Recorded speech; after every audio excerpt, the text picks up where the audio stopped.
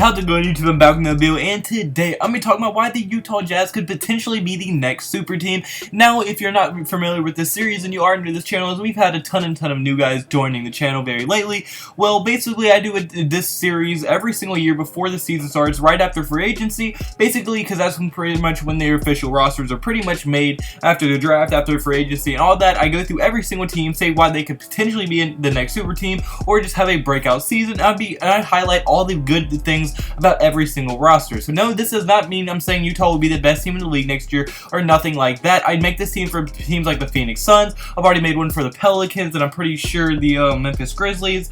If I'm not, I might be mistaken. Oh no, the Atlanta Hawks and the New Orleans Pelicans. I made those videos on that already. So if you want to check those out, go in the playlist.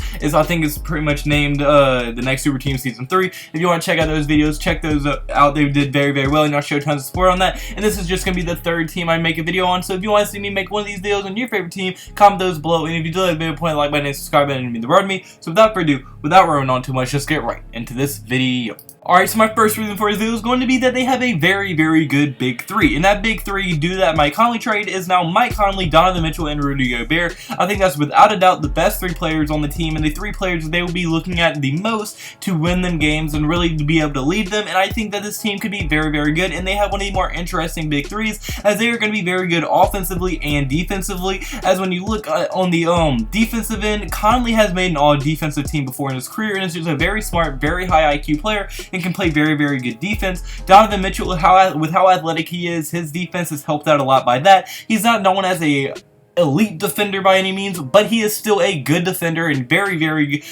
just high usage player, and you can definitely see lights, and in the clutch he can definitely lock up someone that he is guarding. And then obviously you have Rudy Gobert, who is literally one of the best defensive players in the entire league. He's a 2-time defensive player of the year, I think a 3- or 4-time all defensive player. He's just a extremely good player, averaged 2.3 blocks per game last year, and is just one of the best defensive players we've seen in a very long time, especially coming from that center position. And he can guard the paint, protect the rim better than pretty much anyone in the entire NBA. And I mean, defensively, he's just one of the most elite players, probably a top 5 defensive player in the entire league. But now on the offensive end, how this big three also will help is, I mean, when you look at it, Mike Conley and Donovan Mitchell both have last year averaged over 20 points per game. So now you have 2 over 20 point per game scorers from last season on your team, and they're both very good, very high IQ. Mike Conley is such a good player and plays so good with other good players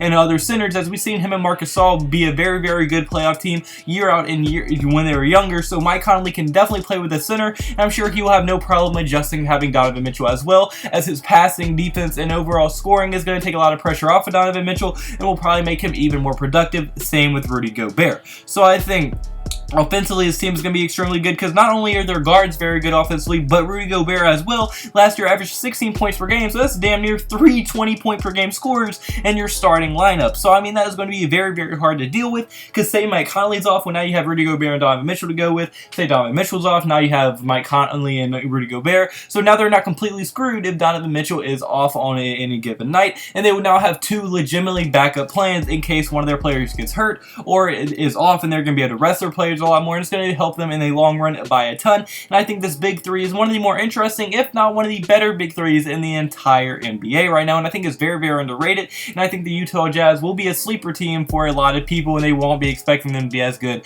as they will be, because not only do they have a big three, but I'm going to segue into my second reason for this video is going to be that they have probably some of the best supporting cast in the entire NBA. As just hear me out, I mean, their young players consist of not young guys, but their core consists of Joe Ingles, Bogdanovich, Emmanuel Mudiay, Jeff Green, Ed Davis, Dante Exum, and Tony Bradley, all of which are extremely solid players that any team would love to have coming off their bench and just be very good depth players. As I mean, just look at it, Boban Bogdanovich I think was one of the more underrated signings in the entire league this year, as last year after Oladipo did get injured and he had to step up, he averaged 18 points per game, 4 rebounds per game, and 2 assists per game, and that was all with Oladipo being injured. injured and all the pressure being on him, and he was able to lead the Indiana Pacers to a playoff berth. When everybody thought they were going to flop, they were able to stay around the 4th and 5th seed in the Eastern Conference, which is an extremely hard thing to do when your star player goes down, especially when it's one of your only star players on the team.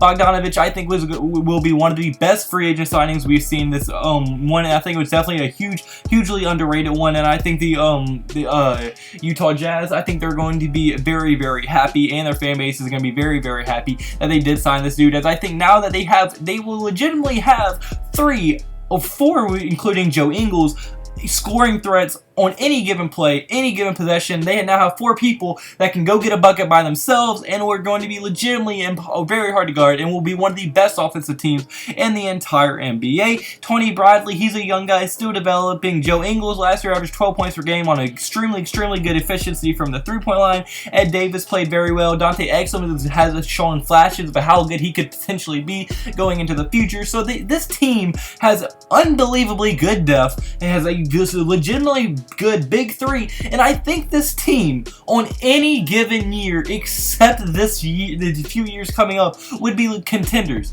As I mean, look, now if you went last year, they would have been contenders. As I mean, the Lakers didn't make it, so LeBron's out of it. Who besides the Warriors in the Western Conference do you say would be better than this team that they have right now? It's just the Utah Jazz. Unfortunately, they're now going into a season where they're going to have to beat Kawhi and Paul George, LeBron Anthony Davis, and Boogie Cousins, actually, and I mean, there's just gonna be so much talent on one team, or on just like a few teams have so much talent. The Utah Jazz are going to have to go through a very hard road. Now, am I saying it's impossible? No, I would not be surprised at all if the Utah Jazz make the conference finals, or maybe even the NBA finals. I would not be surprised. They have the talent to do it. They have the team to do it, and I would not be surprised at all. But unfortunately, guys, I missed this video, so comment below. Do you agree with me? Do you think the Utah Jazz could potentially be the next super team? Did I miss any reasons that you think they could be good? I want to hear your thoughts in the comment section below. And if you did like the video, pull out, hit the like button and subscribe button. I hope you have a blessed day. Have a blessed day. So you need to have a blessed day. See you in the next video. Goodbye. Boo. Blah, blah, blah.